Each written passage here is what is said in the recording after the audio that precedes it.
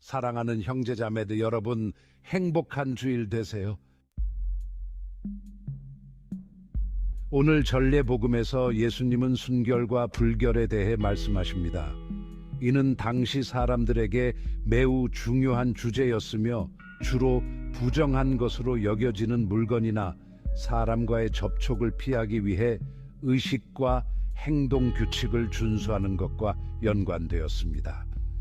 만약 접촉이 일어났다면 그 얼룩을 지우는 것이 중요했습니다. 당시 일부 종교인들에게 순결과 불결은 거의 강박관념이었습니다. 일부 율법학자와 바리사이들은 이러한 규범을 엄격히 준수하면서 예수님이 제자들이 손을 씻지 않고 음식을 먹도록 허용한다고 비난합니다. 예수님은 바리사이들의 이 비난을 계기로 순결의 의미에 대해 말씀하십니다. 예수님은 순결이 외적인 의식과 연관된 것이 아니라 먼저 내적인 마음가짐과 관련이 있다라고 말씀하십니다. 따라서 순결해지기 위해서는 여러 번 손을 씻는 것이 중요한 것이 아니라 탐욕, 시기, 교만과 같은 악한 감정이나 속임수, 도둑질, 배신, 중상모략 같은 나쁜 의도를 마음속에 품지 않는 것이 중요합니다. 예수님은 의식주의에 대해 경고하십니다. 의식주의는 선을 키우지 못하고 오히려 때로는 자신과 타인의 사랑에 반하는 선택과 태도를 간과하거나 정당화하게 만들어 영혼을 상하게 하고 마음을 닫게 할 수 있습니다.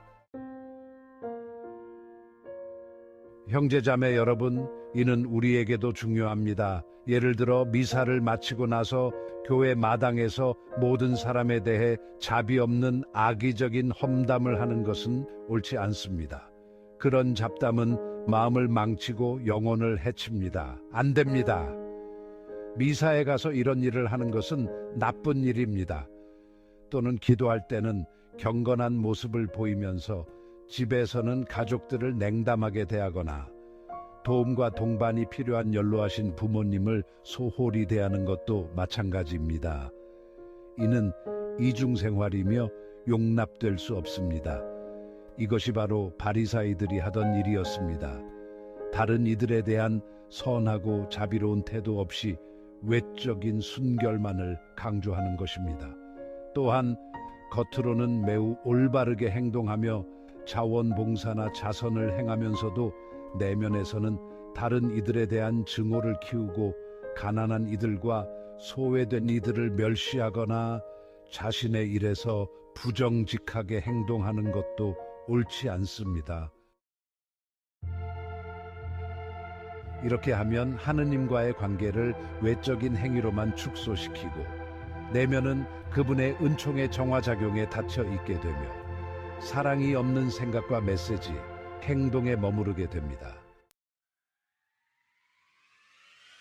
우리는 다른 것을 위해 만들어졌습니다. 그러므로 우리 자신에게 물어봅시다. 나는 일관되게 신앙을 살아가고 있는가? 즉, 교회에서 하는 일을 같은 정신으로 밖에서도 하려고 노력하는가?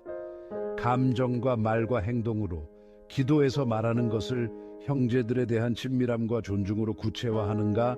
이에 대해 생각해 봅시다.